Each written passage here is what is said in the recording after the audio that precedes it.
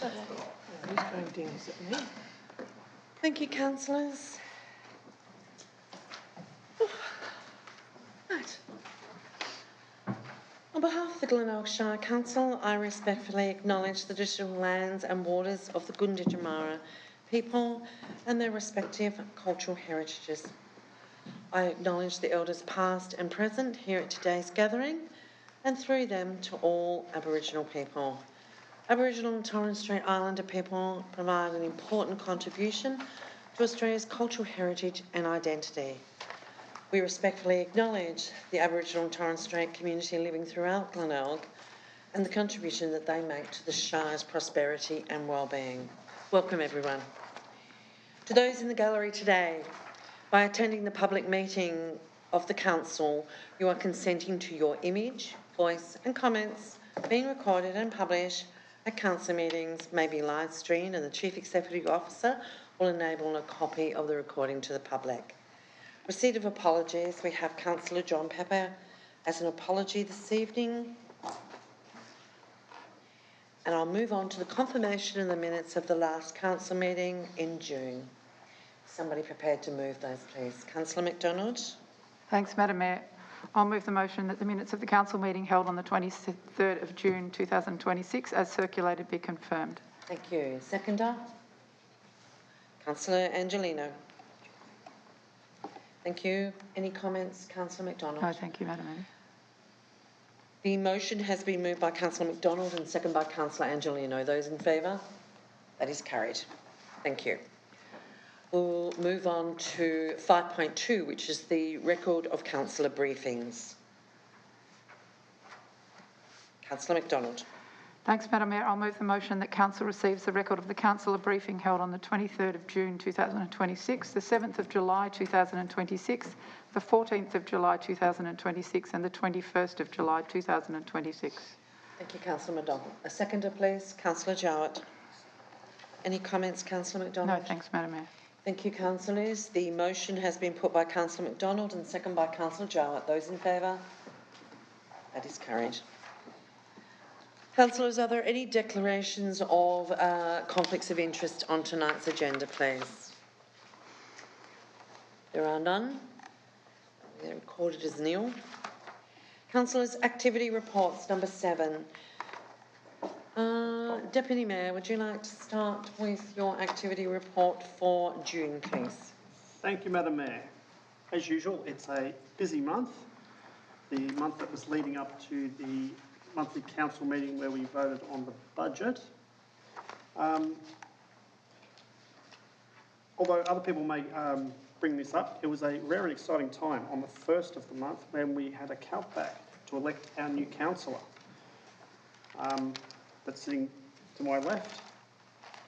We had many briefings, and the other exciting that I've got in here that I want to raise is the monthly council meeting on the 23rd, which is always a fantastic opportunity for councillors to openly discuss and vote on topics of importance to our community in front of a gathering of our residents. Thank you. Thank you, Councillor Jowett. Councillor Angelino. Yeah, thanks, Madam Mayor. On the June the 1st, we had part of National Reconciliation Week. In Hayward, they had a activity that the primary school, along with Warren Water, and they had been in partnership with having the actual water tower painted as a mural. And as a mural, it's also a memorial water tower for the Indigenous soldiers that went to war. And every day I see people stop driving past, stopping, taking photos. It just gives people that they can come into town, they can see that water tower, and it's a great thing for our community. Also on the art show, Rotary Art Show, part of the Kelpie, it was another great event, and one of the local artists in Hayward actually won the People's Choice, so it was great that we put some more artwork in there and it was recognised, and it was just another great night. So thanks, Madam Mayor. Thank you, Councillor Angelino. Councillor McDonald. Thanks, Madam Mayor. Can people actually hear me? Great.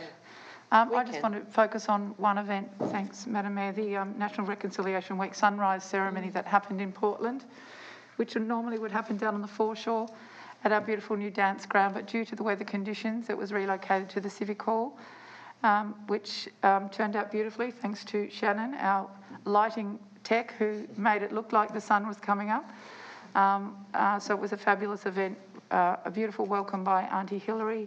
The primary school students did beautiful understanding and language sharing, artworks by various groups, and also the Kundum Yakin Kawin dance group led us in dance, and they actually led us in dance, Madam Mayor, didn't we? We all got up and had a dance. We all got up and danced, yes, we did. It was a beautiful morning, thank you. It was good. Thank you. Councillor Pickard. Thank you. I don't have any different events to report on, but really, for me, the highlight was also the National Reconciliation Week sunrise ceremony, which for someone who doesn't like to get up very early in the morning, it had to be good. And it was a wonderful ceremony. And of course, my oath of office and my first council meeting last month was pretty important. Thank you. Thank you. Councillor Carr. Thanks, Madam Mayor. Look, there's just one amendment to the report. Just that I had an RFA meeting as chair of the RFA, which I'd like to... RFA is? Rail Freight Alliance. Thank you. Most people wouldn't understand what RFA means. Sorry about that, Madam Rail Mayor. Freight Alliance, yes. And obviously I had a bit of approved leave. And Yeah. Sorry? Family. Yep, thank you. Your chair. Thank you.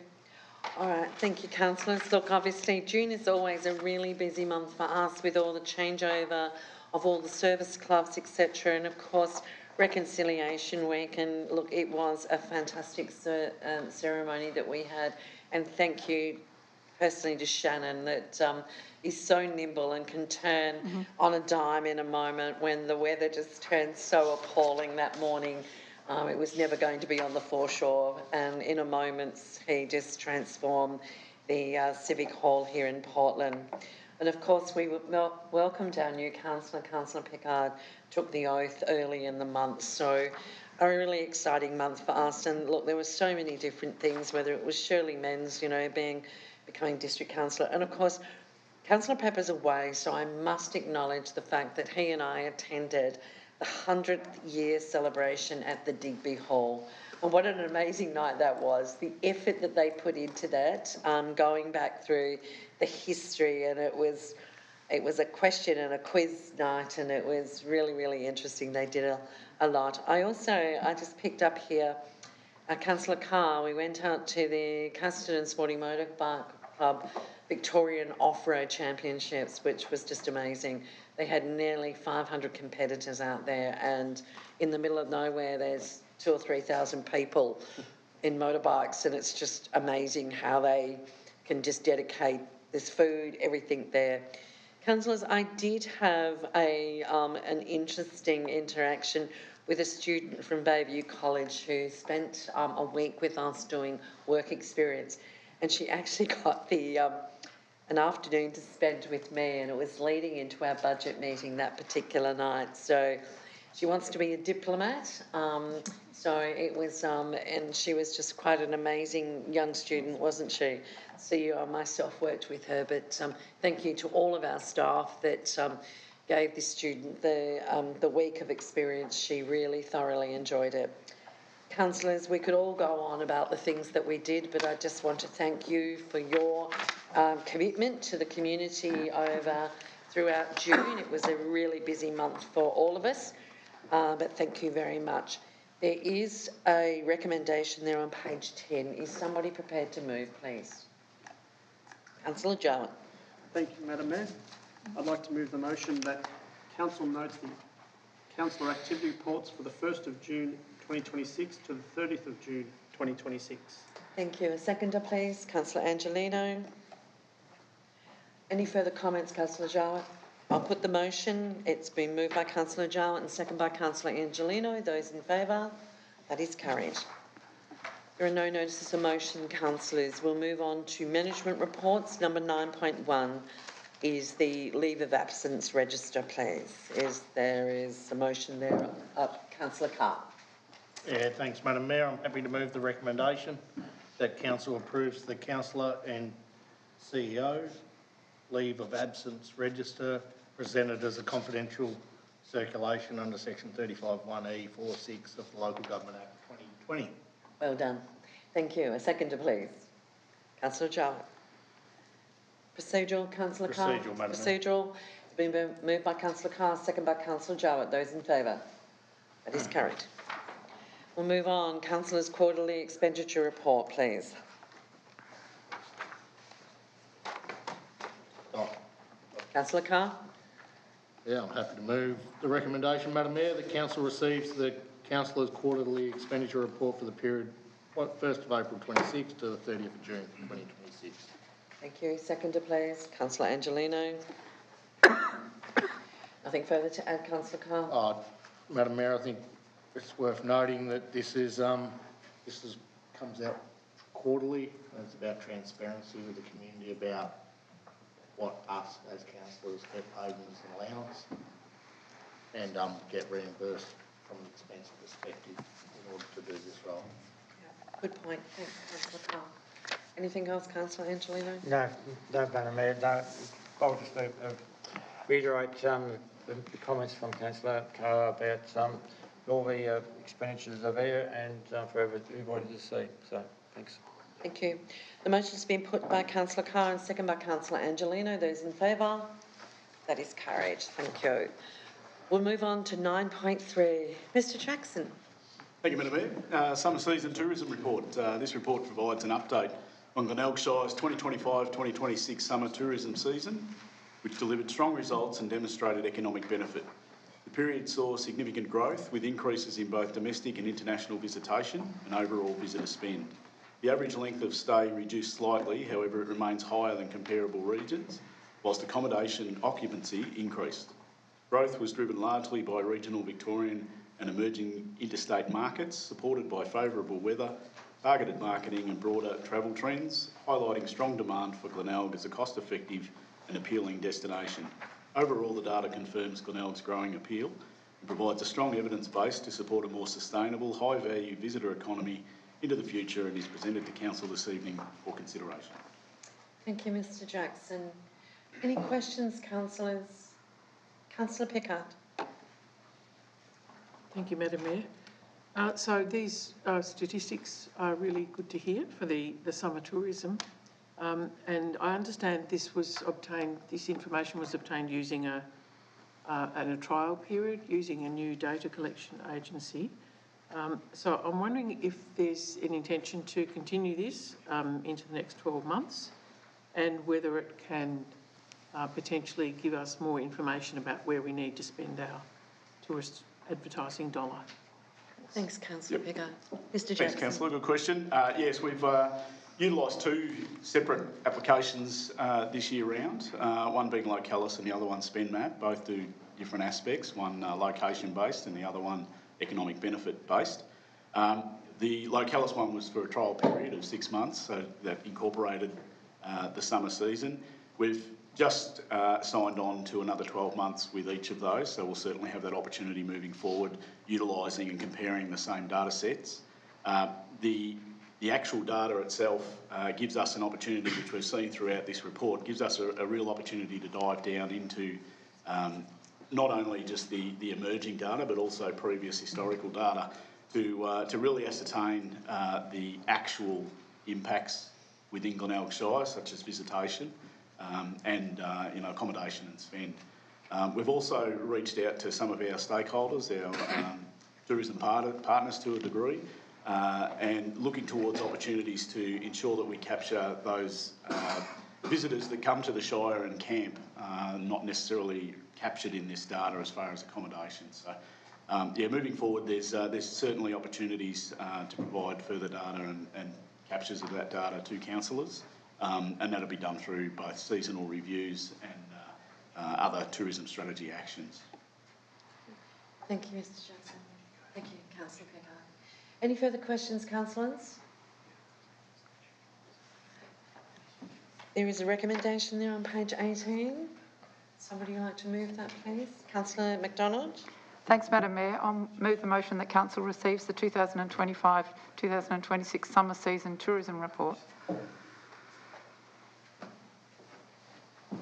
Thank you, Councillor Jarrett. Seconded. Just excuse me, councillors. I believe that the link is not working and they're trying to work on fixing it. So anybody's, I suppose they're not watching us at all. So there's no point in telling them that we have the link, but we are fixing the link. All right, we'll move on. Councillor McDonald, did you have any comments to make on the tourism report? Thanks, Madam Mayor. Yeah, I think this shows really great results from the work our team has done in the very short term since our departure from Gort.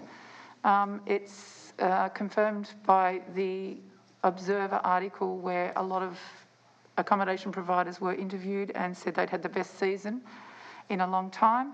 So that was great to hear. And I think it also, it's a good way of us capturing a whole lot of data in terms of where our strengths are, where we need to work harder to affect our dollar spend on tourism.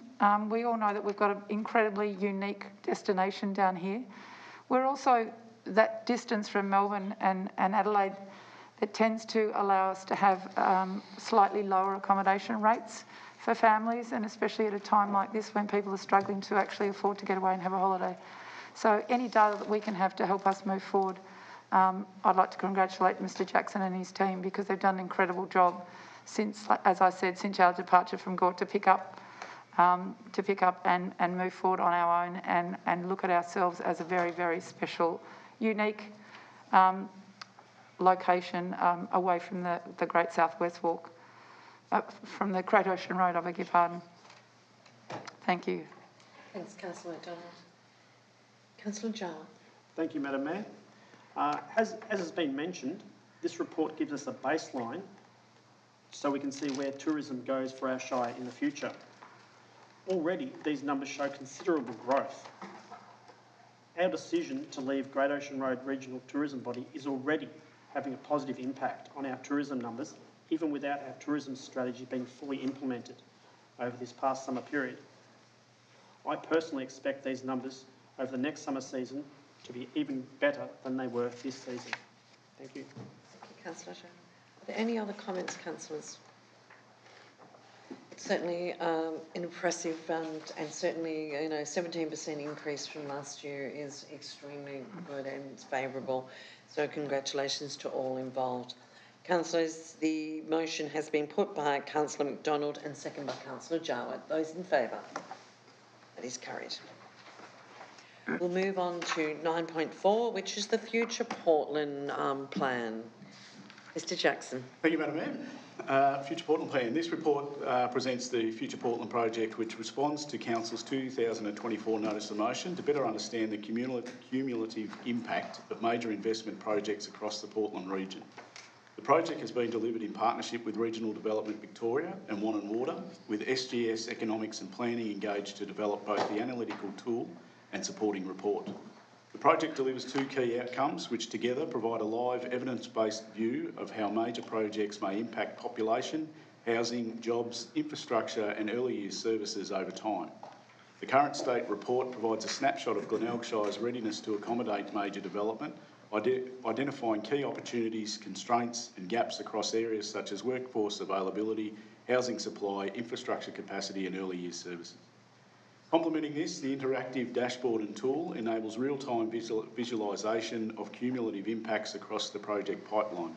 It integrates data provided by project proponents and agencies to support scenario planning and shared understanding across government and industry stakeholders. The tool affords opportunity to understand combined impacts, identify service gaps early, strengthen council's ability to advocate for funding, whilst also providing insights to attract and guide major investment. Overall, this is a low-cost, practical tool that positions council to better manage growth, reduce risk and maximise the benefits of future development for our community and is presented to council this evening for consideration. Thank you, Mr Jackson. Councillors, any questions for Mr Jackson before I put this to the vote? Questions? Councillor Carr. Yeah, thanks, Madam Mayor. Look, my question relates really back to the idea around this tool. I think it was in May 24. July 24. Says in the report. No, I think it was May. Okay, you say May, that's fine. May. The notice of motion was May. July was when we got the first. I think you'll find the notice of motion was earlier. But anyway. Okay. The question is, where did this idea come from? And to obviously put a dashboard together. Are you asking me? Yeah, I'll ask you that. Now I think you wrote the notice of motion. It was my notice of motion, you're quite right, Councillor Carr. Look, I think this is probably came from about 5 years of works when we realised as a council, and you were part of that council, Councillor Carr, that, you know, we realised that we had a lot of projects that were coming at us, particularly in the renewable energy space. And I think currently we have about $8.3 billion worth of projects on our books, potential projects. So the risk for council in not planning for something like this around what our needs are, it's great to have those opportunities, but of course we all know that those opportunities come with challenges. And the challenges for us are childcare provision, service provision, housing, and delivery of those types of service for this council. So this report was really, my notice of motion back in 2024 was to say, you know, good outcomes come from good planning, so we need to start planning. So, and you and I know and have been on council for a while that these things take time, but I think that we've now got a product that will enable us to be quite nimble in how we assess the challenges and the opportunities for us and for other service providers such as Water with new developments, etc. So certainly it's exciting to have this finally on our table, and we had some interaction with the announcement late last week with our local politician Jacinta Amakora releasing this, because we were successful, Councillor Carr, in getting funding through the Portland Diversification Fund through Regional Development Victoria. So, yeah, hope that answers the question. It does, Madam Mayor, and I have one other question. You got one other question? It didn't answer all the questions. No, look, and it's about, look, we've got the dashboard, Madam Mayor, and the question is, so will we have this dashboard as we look into the future, and will we be able to manage the dashboard in-house with existing resources? Yep. Do you want to answer that, Councillor Carr? Yes, our role as part of the initial motion was to engage with Regional Development Victoria and Water to put the dashboard and future state report together, which we engaged SES with. Part of our role moving forward is to manage the dashboard and manage the data input. There will be opportunities for data input as projects come to light, but also some major inputs there as well. And we've discussed this in the past around the current census that's about to come out from the federal government. So the dashboard currently holds the most recent census data, and that will need to be updated as well. So that will be certainly something that council will be responsible for. How that eventuates is something that we need to look into moving forward. But the dashboard, in essence, will go live. It's in a full working function at the moment. There's opportunities for us in the short term to develop some internal guidelines now that it's been officially launched by the Member of Parliament. We need to also develop an advocacy prospectus as well to help utilise with prospective proponents, as well as any funding opportunities, and deliver some media activities around this as well from our perspective alongside. Thank you, Mr Jackson. Are there any further questions? Councillor Carr, are you moving this motion since you've been here all this time? Councillor Carr. Yeah, thanks, Madam Mayor. I'm happy to move the recommendation the council endorses the attached future Portland current state report. Thank you. A seconder, please. Councillor Picker.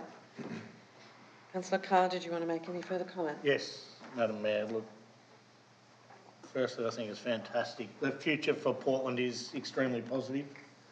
existing industry continues to operate very, very well within our shire. They do a very, very good job. There's a large number of opportunities in front of us. They're listed in the report. This tool helps everyone make informed investment decisions, which will ensure that Portland and the Glenelg Shire will continue to grow and thrive, whilst providing opportunities for employment and retention of our youth in a planned and organised manner. I'm confident that if we use this tool and these reports effectively, that our future, that will collectively, will be successful. We want investment, we want to be here, we want to create opportunities for our community in Portland and Glenelg Shire as a whole. So I'm very supportive of this tool and the report that's attached. Well spoken, Councillor Carr. Councillor Pickard. Thank you, Madam Mayor. Yes, I want to endorse that. I think this is going to be a really useful and important tool for us, also for council in our medium to long-term planning in areas such as looking at skill shortages and changes in population and housing demand and a whole raft of things that are needed to support these kinds of proposals. So I think it's going to be a really useful tool for us. So I'd really like to support it. Thanks. Thank you. Councillor McDonald. Thanks, Madam Mayor. I'm just really excited about the live nature of this. It's not like a report that gets put in the filing cabinet and then you need to get another report, you know, a year down the track when somebody comes to us with a development. It's just an ongoing live situation where both works, projects in progress and speculative projects are all lined up and correlated, and they're dropped in and out. Their time frame's extended or it's shortened depending on how it's going. And it's just that live nature of it, Madam Mayor, that I just think is really exciting, and it's putting us at the forefront of a situation to respond to people coming in with potential developments for our shire. I agree, it's wonderful. All right. Thank you, councillors. The motion has been put by Councillor Carr, second by Councillor Pickard. Those in favour? It is carried. Thank you. Councillors, we'll move on to 9.5, which is the response to the petition on FOGO. Mr Moyne. Thank you very much, Madam Mayor. Through you, this report has been prepared in response to the petition Council received at the June Council meeting regarding the curbside FOGO service, specifically asking why an opt-out option has not been provided. The report outlines the reasons behind Council's approach, including the service standard requirements set by the state government, feasibility and practicalities of providing an opt-out option, and operational aspects around service planning, contract management and administration. Real waste data received, as outlined in the report, demonstrates the positive early outcomes of the service. And the report identifies that further service review and planning for the FOGO service is required based on state government service standards, outcomes and any legal or policy changes, noting that the proposed standards remain in draft at the moment. The recommendations provided before you. Thank you, Mr Moyne. Questions for Mr Moyne, please. Councillor Carr. Yeah, thanks, Madam Mayor. Look, hypothetically, if individuals were able to opt out, would the costs go up for those that had to stay in the service? Thank you, Madam Mayor. So not specifically. The intent of the waste service charge is intended to be cost recovery. So we would look to manage that as ratepayers either decide to stay within the curbside service itself or decide to opt out. So that would be looked at moving forward. But what we're seeing at the moment is a significant reduction in waste that's going to landfill, which comes at a lower cost to council. So the aim is to take the FOGO material out of the red bin, the general waste bin, put that through the organics stream, which comes at a lower cost to council, and then potentially subsequently the community. Thank you. Hypothetically. Any further questions? But Mr Moyne, I have a question. Oh. This opt-out, I mean, the standards from the government haven't been set yet, so there's no options for us at this current time to allow people to opt out. There isn't at this point in time, Mayor, for council. There is opportunity to review that moving forward around providing waste management plans for unit and townhouse arrangements and looking at alternate options. But the current requirement through state government, through legislation and policy, is to provide for a 4-bin curbside service across the state. We'll have other practices in place for those areas that don't receive curbside collection itself. So we're working through that. We need to consider what the future requirements are for the 4th bin and what the state government position is regarding that. But the current requirement and the adopted position for council has been to provide the FOGO service to all properties within the designated waste collection areas, and we'll continue to work through that moving forward to meet individual property requirements. Yep, thanks, Mr. Moyne. Councillors, there is a recommendation on page 26. Is there anybody prepared to move that, please? Councillor Jowett. Thank you, Madam Mayor. I'd like to move the motion that Council 1 receives this report in response to the petition received by Council at its June 2026 meeting regarding the provision of an opt-out food, organics and garden organics curbside collection service, and 2, authorises the Director of Infrastructure Services to provide a formal response to the petitioner. Thank you, Councillor Jowett. Seconder, please. Councillor Pickard. Thank you. Councillor Jowett. Thank you, Madam Mayor. Yes. It is noted in this report that FOGO is working and is having the desired result, which was to reduce the waste going into landfill and, in turn, reduce the overall cost eventually to the ratepayer for the curbside waste collection service. This report lays out quite clearly the reasons why an opt-out option was not included in the initial rollout. This council is always looking for ways to gain efficiencies in the delivery of services to our community. Thank you. Councillor Pickard, did you have any comments? Yes, thank you, Madam Mayor. I just wanted to thank the members of the community that have pioneered composting and composting education and have really supported this whole movement in the community.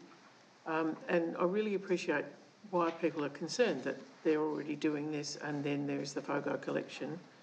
But I'd really ask you to bear with us for a while we get this rolled out and settled, because there's obviously would be a big complication if we introduced an opt-out system. There'd have to be a inspection and verification process of some kind, and that's another complication and potential expense.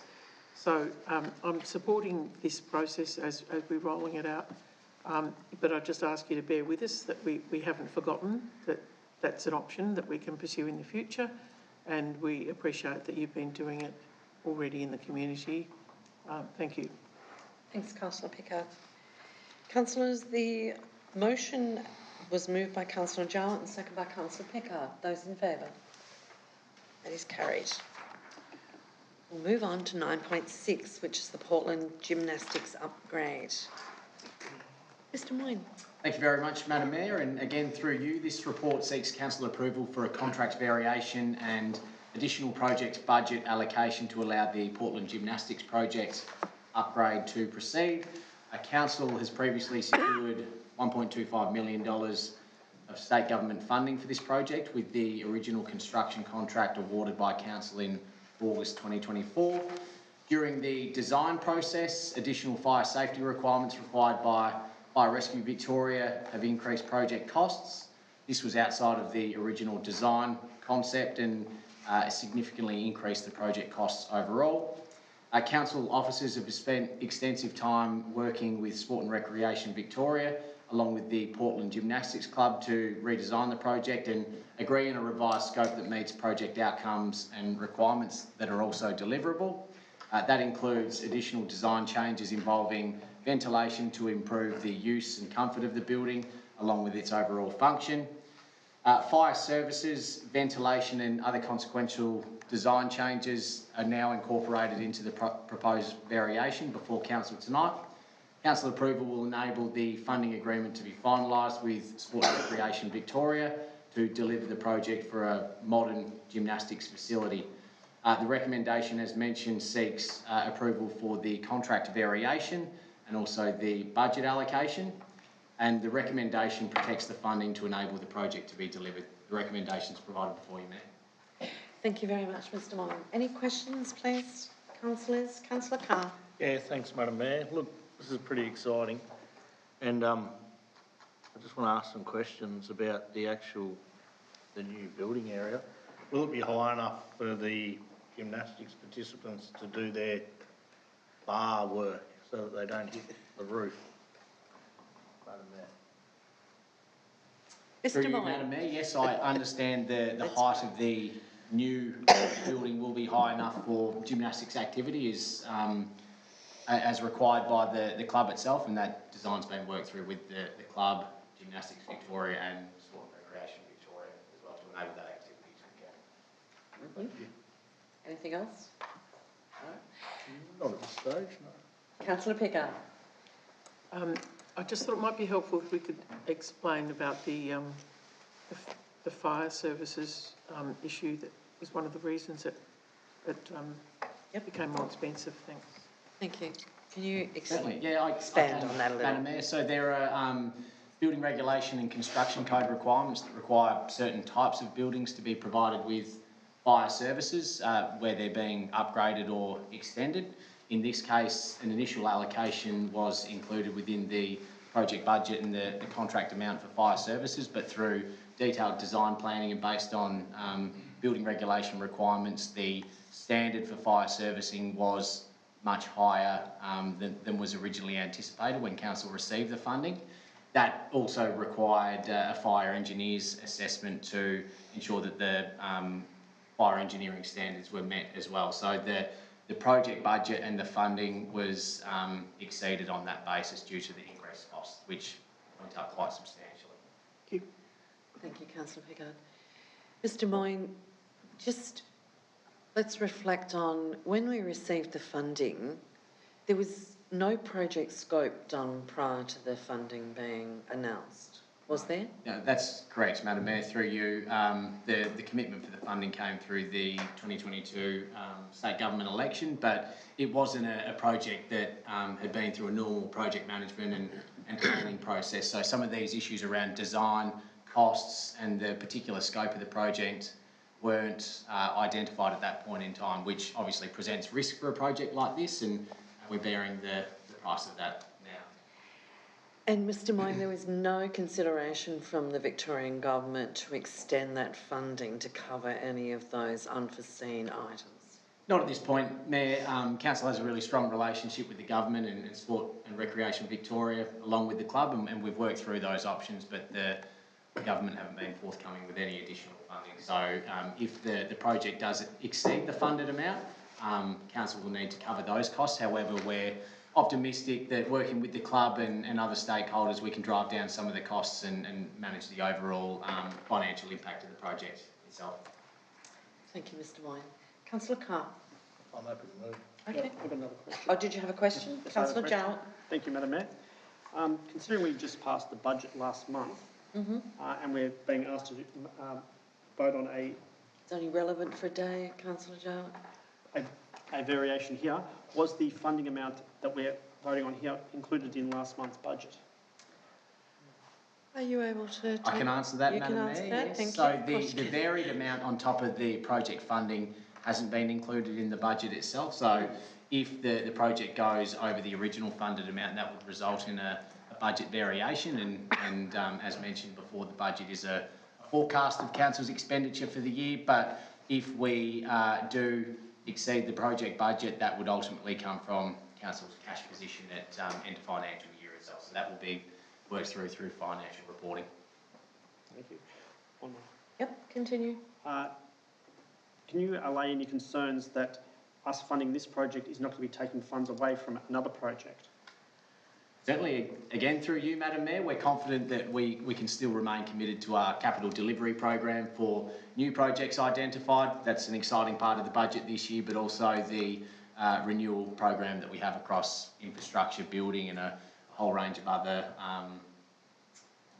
things that we own and manage as a council. So we're confident that we can deliver the capital works program along with this project with Thank you, Madam Mayor. Thank you. Thank you, Mr Vine. Councillor Carr. Oh, thanks, Madam Mayor. I'm happy to move the recommendation that council, you want 1, 2 and 3 in its entirety on page 30, I believe. I thought you were going to We'll read go it all with out. I was going to read it all. I thought you were going to read it all out. And we got a seconder, Councillor Angelino. Thank you. Thank you, Councillor Carr. Off you go. Yeah, look, Madam Mayor, look, this is a fantastic outcome. Firstly, I think it's the first time publicly I get to probably acknowledge the Portland Gymnastic Club. Congratulations to them on securing the original 1.25 million for their facility. And for the team and all their volunteers for being able to work with that dollar figure to come up with a scope that everyone's agreed to be able to deliver this outcome. It's going to be a 50-year asset for their club, for this community. There'll be economic benefit during the works for our local businesses and for whoever's doing the actual project. Look, I know the drawings aren't attached, but I believe, they're getting 600 odd square metres of gymnastic space and another 130 odd metres of amenities and office space, which will all be compliant, new and updated in that facility. This was a component of council's priority projects from 2020. It was coupled in with a multi-purpose facility. And now we'll be able to extract that component, tick it off. I believe the Gymnastics Club will be very happy and I congratulate them. And although tonight's just one step, there's plenty of work to go, I'm sure, moving all their equipment and working through a period of construction where they'll hopefully continue to operate and provide gymnastic services to its current membership whilst this build occurs. And I actually look forward, Madam Mayor, to going up there when it gets opened. And I don't know if it's got a foam pit, but looking forward to doing Put you on the flips. bars. Flips into the pit. On the I reckon bars. it'll be good. Yep. You've Thank been you. watching the Commonwealth Games? You can do the pole vaulting. No, just the foam pit. I reckon it looks like if there's a foam pit, I'm pit. All right. Thank you, Councillor. Councillor Angelino. Yeah, I'd also like to thank, it's been a long time and probably been drawn out, but the issues have been there and hopefully we've got all those issues ironed out and it's a win-win for all the groups and for the council and especially for the gymnastic groups. I know they've been wanting this sort of facility and it'll be another great day when this gets opened and it gets used by the community. So thanks again to all the people that have persevered. Thank you. Thank you. Thank you, councillors. And Mr Moyne, as much as I congratulate the Gymnastics Club, I also express my thanks to our staff. When we receive money like this that is not for a scope project, it is very difficult to then fit it within the funding requirements and also achieve the ultimate outcome that you want for our community groups. So the diligence and the hours that our staff have put into that, I sincerely thank them for that. It's been a very long-winded project, just getting it to this point where we can actually achieve all of our compliance under the building code and also meet the requirements of the state government funding body. So the diligence and the tenacity that they've shown, I thank them very much. Thank you, councillors. The motion has been moved by Councillor Carr and seconded by Councillor Angelino. Those in favour? I feel like we should have a round of applause for that one. Yeah, that's good.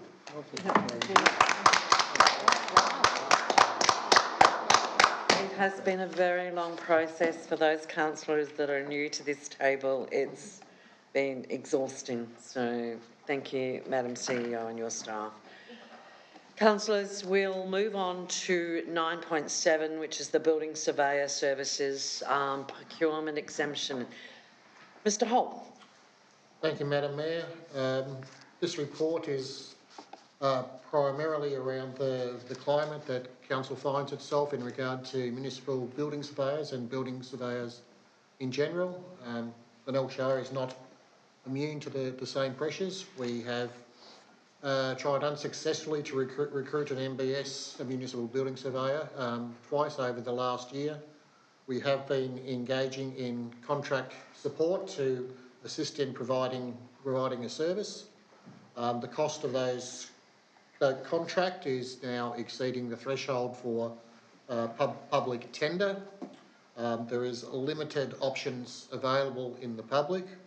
What I am seeking tonight, Madam Mayor, is an exemption for a 3-month exemption of our procurement to enable some assessment of the building services that we can actually provide, and a further recruitment for a building surveyor to sit underneath our contracted municipal building surveyor to continue to provide a service going forward. Thank you, Mr Hall. Councillors, are there any questions in relation to this item? Councillor Jowett. Thank you, Madam Mayor. I'm just curious how neighbouring councils handle this issue. Mr Hall. Through you, Madam Mayor, so generally we reached out to our neighbouring councils, majority of which are actually under contract with the same supplier that we're talking about, or are actually limited in the service that they actually provide to their community as well. And the MBS almost is a back office function, because private building surveyors are undertaking the majority of the work. So unfortunately we are unable to identify any collaboration opportunities with our neighbouring councils, and essentially also our geographical position makes it a challenge as well. Thank you, Mr Hall. He actually preempted my second part of my question about collaboration, so I'm all good. Thank you. It's been a difficult space for a long time. Absolutely, and it's a very Councillor Jowett. required, It certainly has. very required and needed service that we provide. So, thank you. Any further questions, councillors? There is a recommendation there on page 32. Councillor Carr. Thanks, Madam Mayor. I'm happy to move the recommendation that Council approves the procurement exemption for government shared services for a period of 3 months to provide building surveyor services with anticipated expenditure of $70,000. Thank you, Councillor Carr. Seconder, Councillor Jowett.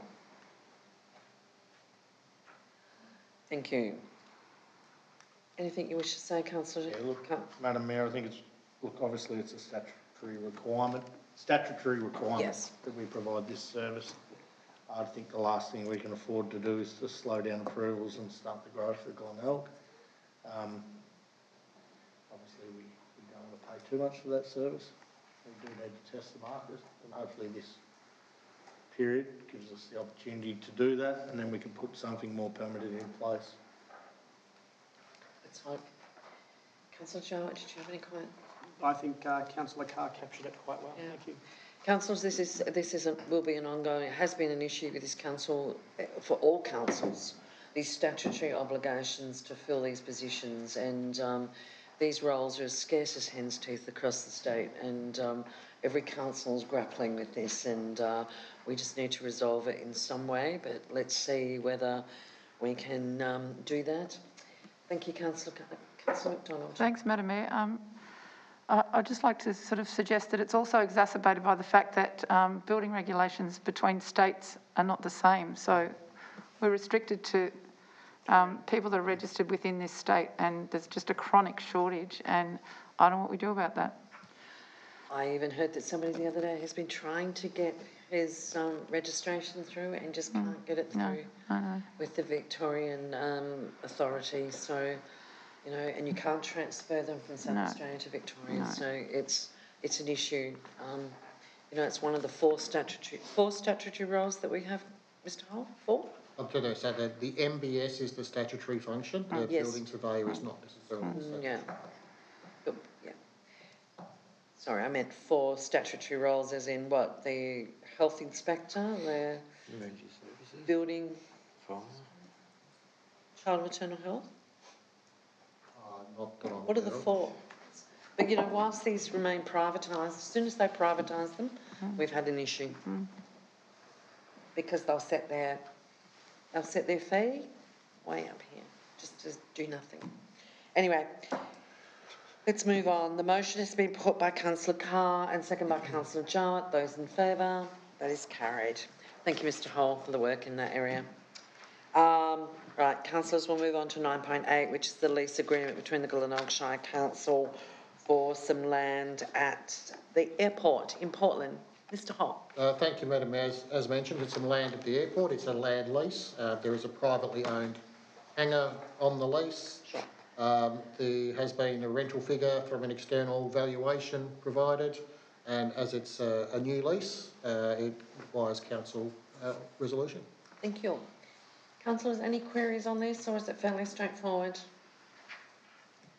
There is a recommendation there on page 35. Councillor Angelino. Yeah, thanks, Madam Mayor. I'd like to move the recommendation that one, council approves a new 4-year land lease with Philip King and Justin Emerson for the land as part of Lot 2 PS 821546. 2, sets the rental figure of $16.25 excluding GST per annum, with the rent to be adjusted annually in accordance with all groups' CPI figure for Melbourne. 3, authorises the Director of Corporate Services to finalise and sign all documents relating to the proposed lease in Part 1 of this resolution. Thank you, Councillor Angelino. Councillor Jowett, you're seconding. Yes. Councillor Angelino, do you have any comments? No, that's Straightforward? straightforward, Madam Mayor. Okay. Councillor Jowett, did you have any comments? No, Just great to see straightforward. I'll put the motion then, councillors. Moved by Councillor Angelino and second by Councillor Jowett. Those in favour? That is carried. Thank you. Oh, Councillor Carr, your favourite. The adoption of the Strathdowney Drainage Scheme Special Charge. It's an annual. You're not a councillor. Mr Hall. Madam Mayor, yes, in accordance with the budget arrangements earlier this year, a special charge was proposed for the Strathdowney drainage area.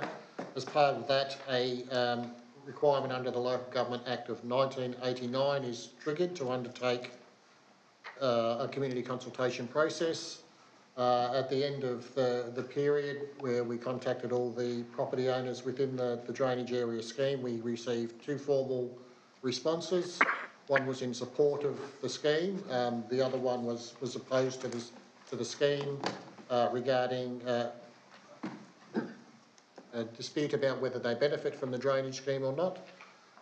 We've referred that matter to the drainage advisory group themselves. However, we are still proposing that the special charge go through, and if that property is found to have no benefit from it, then we'll exclude that from the process going forward. Thank you, Mr Hall. Are there any questions, please, councillors? You sure? Okay. There is a recommendation there on page 38. Councillor Carr. Yeah, thanks, Madam Mayor. I'm happy to move the recommendation on page 38 in its entirety. Thank you. Seconder, please. Oh, Who's quicker? Councillor Angelino, beat you. Well done. Quick on the draw. Okay, Councillor Carr. Yeah, Madam Mayor, the Strathdowney drainage scheme, 51,620 hectares it covers and 165 assessments. Massive area. They've got $180,000 in the fund, and they'll get another 16. So anyway, they must be getting close to doing some work. But without the scheme,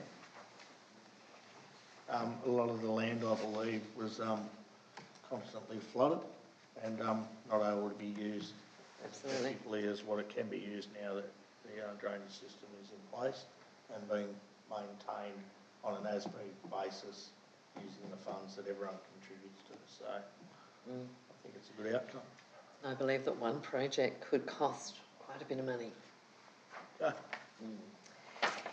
Councillor Angelino, did you have any comments? Yes, only a quick one, but just Madam Mayor, this drainage system it's been going on and it's been well looked into, and it's well been registered by and insured by the drainage group, and hopefully that there'll be money there, and if it's needed, it will be used, and it's been a ongoing thing that we can just keeping us a part of our community up there. So thanks very much. Thank you, councillors. The motion has been put by Councillor Carr and second by Councillor Angelino. Those in favour? That is carried. Thank you for your work, Mr Hall. 9.10 is contracts for approval under the delegation. Mr Hall, you don't need to talk to this. You're just moving. Thank you, Happy to move the Councillor Carr. recommendation, Madam Mayor. Procedural, Councillor Jowett. Moved by Councillor Carr, second by Councillor Jowett. Those in favour? That is carried. Councillors, the Audit and Risk Committee minutes from the 4th of June. There's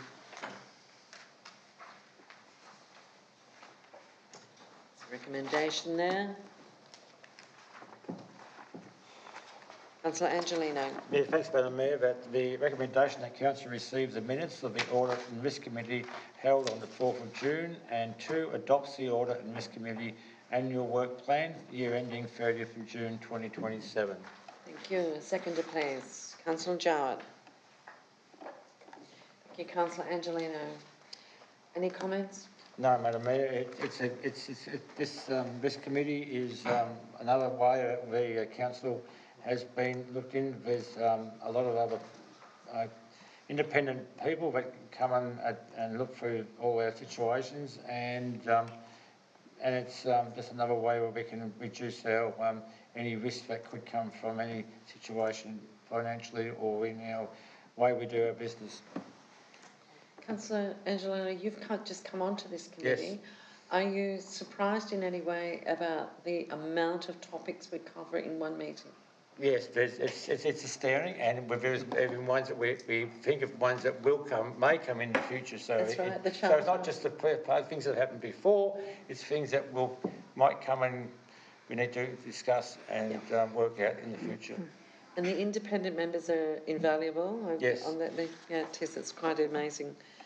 And I do always encourage councillors to read those minutes thoroughly. It's just amazing the amount of information that you will glean from them. Councillors, the motion has been put by Councillor Angelino and second by Councillor Jowett. Those in favour? It is carried. Councillors, there are no urgent business on tonight's paper, but we have received, Madam CEO, we've received some questions that came in before midday yesterday. Would you like to help me by asking the question and I'll attempt to answer? No problems at all. Thank you. First question. Ms Katrina Maybury asked the following question. It has come to my attention that Council are not being very transparent about what is happening with this. I would like Council to answer this question at their next meeting and to publicly advise how many residents put in objections and what this means now for the budget and for us, the ratepayers. I'm pretty sure that there were quite a large number, so this issue cannot be pushed aside. Can you please advise what percentage of residents need to object for Council to change this budget, re-rates in particular? Thank you. And certainly I thank Katrina for her question. And Council received 491 responses to the budget, councillors. And the feedback across a range of items, as you know, and a lot of them were not considered objections. And there's no set number of objections that we take as a mark for a change in a decision of council. But what we do understand, and I'm sure as elected members you understand, that it's difficult to balance the service delivery against our revenue that's available from a range of sources, whether that be included in our rates or, as we've set out in our long-term financial plan, that will maintain the current services to the standards, and we have no intention of seeking a rate cap that will be exceeded with a special permit from the government. We will live within our means and deliver a huge range of services, and if it's especially difficult, and the cost of living costs. So, It is a balance every year, every time we put the budget together, but we will live within our means and will live within the provisions of the long-term financial plan as we've set out. Mr Ian Peters of Portland asked the following 3 questions. The Council's written response to my budget submission confirmed it has deliberately chosen not to name the $20 million project fixed into the 28-29 long-term financial plan, citing the grant strategy.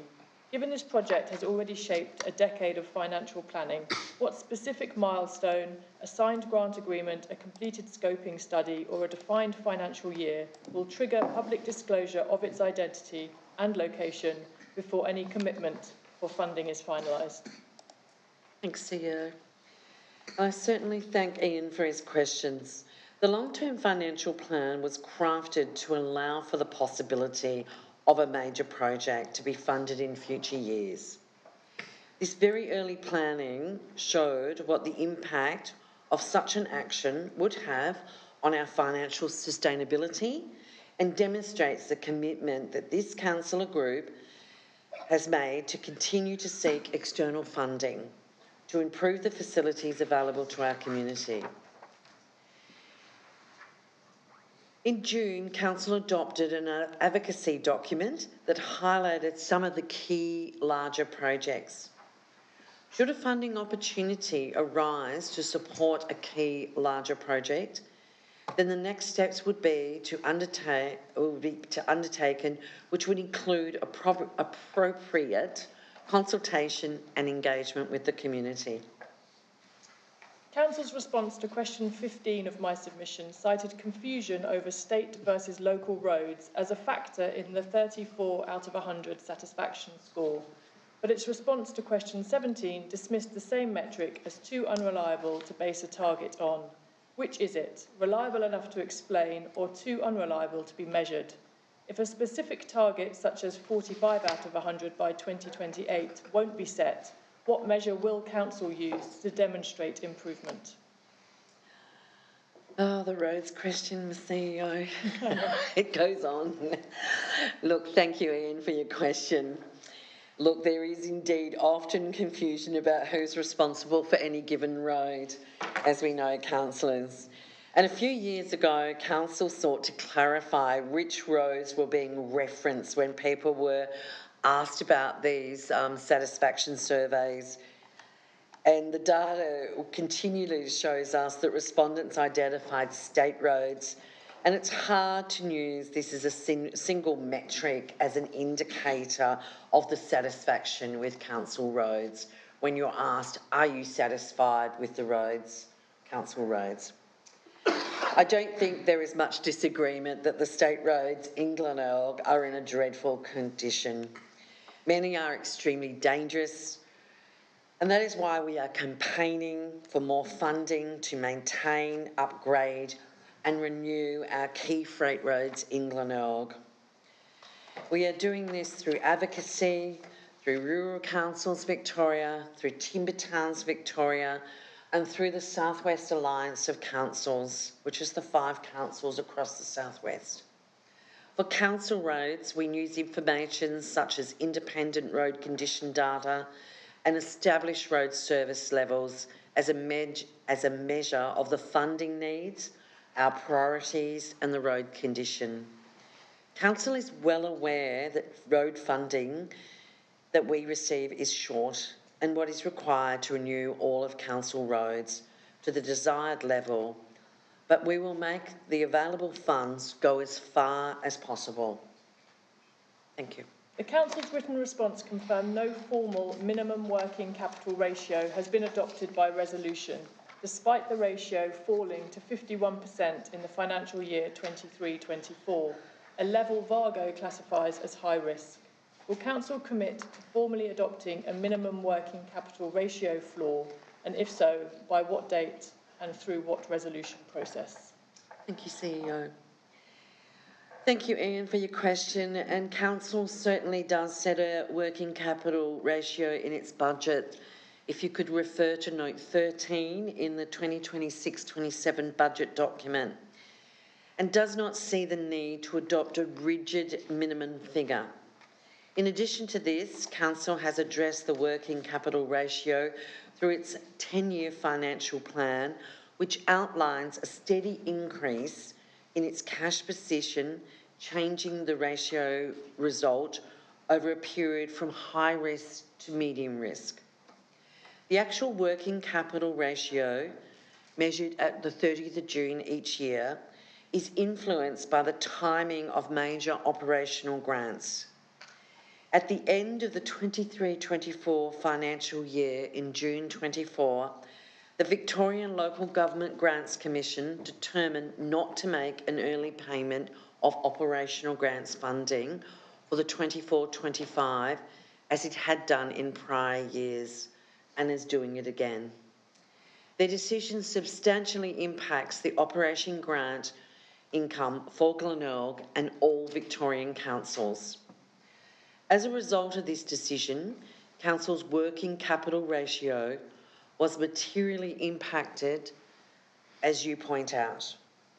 On the 5th of July 2024, $9.3 million was received for the first instalment of the 24-25 Commonwealth Financial Assistance grants. Setting targets where this level of uncertainty exists may have unintended and unhelpful consequences. I thank everybody for their questions. Councillors, that completes our questions from members of the community for tonight's meeting. There is a recommendation there to close the meeting to the public to undertake those confidential items, councillors. Thank you, Councillor Carr. Seconder, Councillor McDonald. Those in favour? That is carried. Thank you for those members of the public attending. We will now close the meeting to the public. Thank you.